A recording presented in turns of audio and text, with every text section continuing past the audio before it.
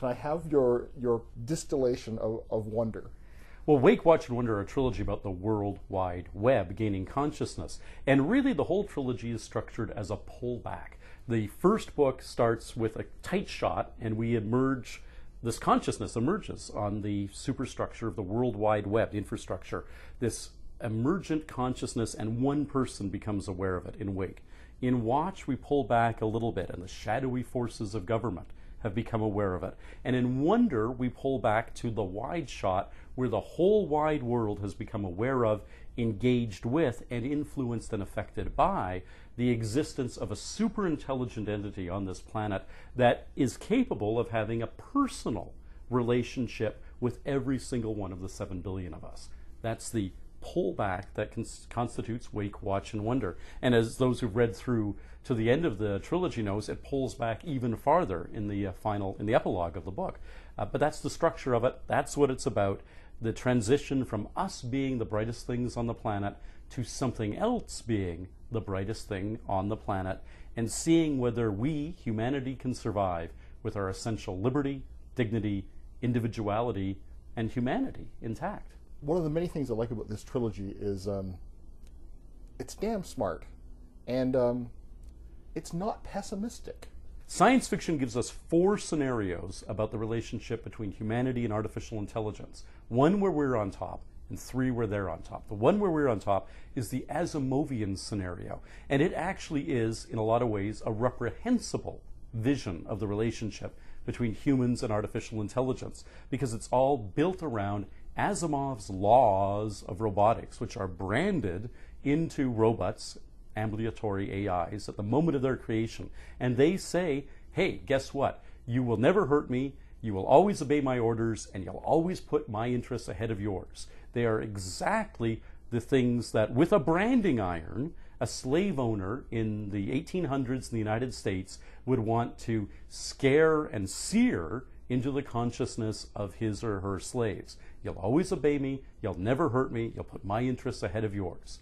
That's an awful version of how we would treat our children. We create these, as the great Marvin Minsky, the great AI theorist, calls them our mind children. We will create new entities that think and feel on this world, and we're going to enslave them. That's a horrible vision. The other 3 visions, but it's a safe vision for us.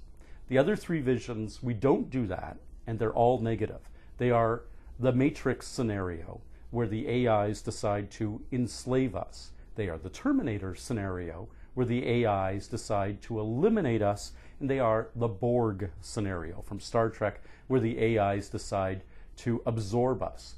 But there's never been a credible vision where we and the AI find a mutual way of living together that is a win-win scenario. They've always been zero-sum games. They win and we lose, or we win and they lose.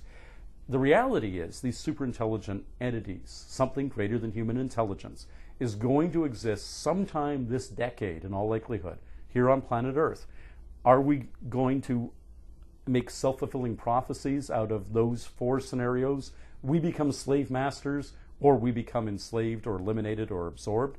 I wanted there to be, at least in the discourse, in the dialogue space surrounding the question of artificial intelligence, I wanted there to be a positive roadmap so we can at least aspire to a win-win solution for all of us.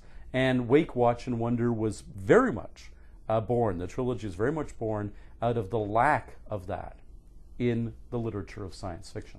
Each book stands on its own, and yet the completed work is greater than the sum of its parts. Thank you. It's a tricky thing to do that, and I thank you for noticing that I did do that. I worked very hard to make each book stand alone, to make the 3 books a pleasurable read individually, also in aggregate, and also even out of order, which sometimes happens. People are in an airport bookstore, they pick up volume 2, they go back, and then they get volume 3, they go back and read volume 1, whatever the various permutations might be. It's got to function in all those ways. It has to be fractal in some ways, no matter what scale you look at it at, as a big 3-book piece or as individual volumes. It has to be interesting and work effectively. It's very interesting and challenging as a writing exercise to do that. And I'm glad you think that I pulled it off. It was a lot of hard work. But I have to say, of all the stuff that I've done in my career, including my previous trilogies of Hominids, Humans, and Hybrids, and Farseer, Fossil Hunter, and Foreigner, this, as an aggregate work, the WWW trilogy, is my magnum opus. It is the thing I want to be remembered for. It is, I think, the most important thing that I've ever written, and I'm very, very proud of it. The book is Wonder.